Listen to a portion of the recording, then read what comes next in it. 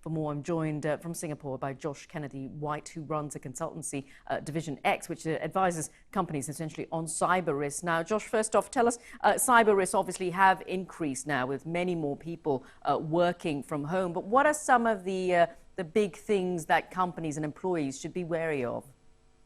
Yeah, look, they certainly have increased. If you think about it, before COVID-19, only 5% of the world worked from home every day. Today in Singapore, 90% of banking employees are working from home, something we couldn't have imagined. And there are some challenges, aside from the cameo appearances of small children. I think the key thing is there is a direct relationship between increased remote working and security issues. So that's probably because home networks are generally less secure than corporate networks. So employers need to really think about the systems that their staff are accessing over potentially less reliable networks and hardware which they might not control. So they need to think about long-term solutions rather than a short-term fix.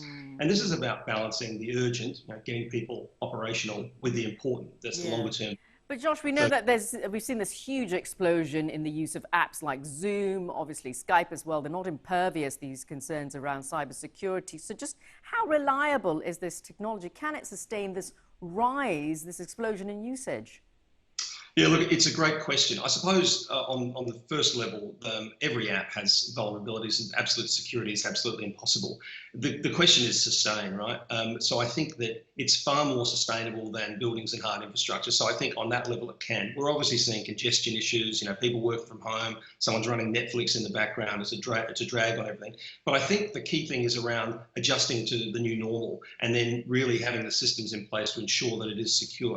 And I think one of the big challenges with a lot of these apps is they're not auditable. So things like WhatsApp, they're generally linked to a personal mobile phone, which is very difficult for a business to control. I mean, how do you remotely wipe a chat with sensitive business information?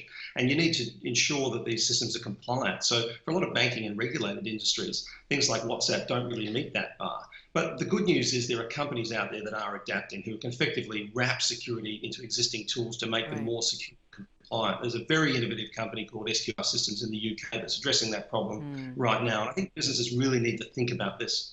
Indeed, a very, very big issue indeed. Thank you so much for coming on and talking to us about it. Josh Kennedy-White there, who advises companies on